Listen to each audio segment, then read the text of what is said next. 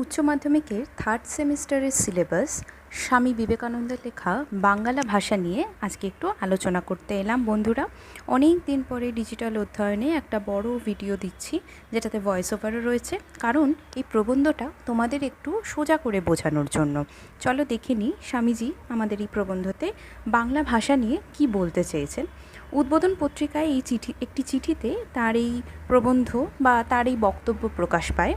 এখানে স্বামীজি বাংলা ভাষা প্রবন্ধে বাংলা ভাষার প্রকৃত ভূমিকা ও শক্তি সম্পর্কে আলোচনা করেছেন। তিনি বলেছেন, ভাষার আসল কাজ হলো মানুষের ভাব প্রকাশ করা, কিন্তু আমাদের দেশে দীর্ঘদিন ধরে সংস্কৃত ভাষাকেই বিদ্যার বাহন করা হয়েছিল, যা সাধারণ মানুষের পক্ষে বোঝা কঠিন ছিল। ফলে শিক্ষিত আর সাধারণ মানুষের মধ্যে একটা বড় দূরত্ব তৈরি হয়ে যায়।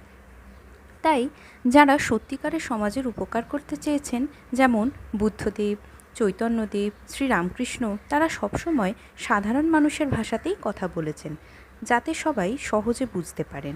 স্বামীজি মনে করেন আমাদের ভাষা সহজ, প্রাণবন্ত এবং স্বাভাবিক হওয়া উচিত।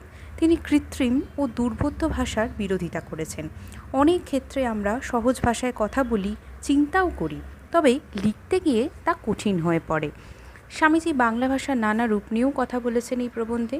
কলকাতার ভাষাই সারা বাংলার ভাষা হয়ে উঠবে, তাই লিখিত ভাষাও সহজগম্য হতে হবে, যাতে তা বিদ্যার্জনের পথ সুগম করে। ভাষার মতোই আমাদের শিল্প, সঙ্গীত ও স্থাপত্য একসময় বাহ্যিক চাকচিক্যের কারণে প্রাণ হারায়। ভাষা কঠিন হয়ে যায়, গান হয় দুর্বোধ্য, আর শিল্পকলা অতিরিক্ত অলঙ্করণে আসল সৌন্দর্য হারিয়ে ফেলে। মানুষের ভাব প্রকাশের উপযোগী হলে তবেই তা প্রকৃত ভাষা ও শিল্প। ভাষা হতে হবে কেমন? তা হতে হবে প্রাণবন্ত, মনের ভাব প্রকাশের যোগ্য। আশা করছি বাংলা ভাষার প্রবন্ধের এই সারটুকু তোমাদের আমি ভালো করে বোঝাতে পারলাম। এরপর নানা রকম প্রশ্ন উত্তর নিয়েও আমরা আলোচনা করব।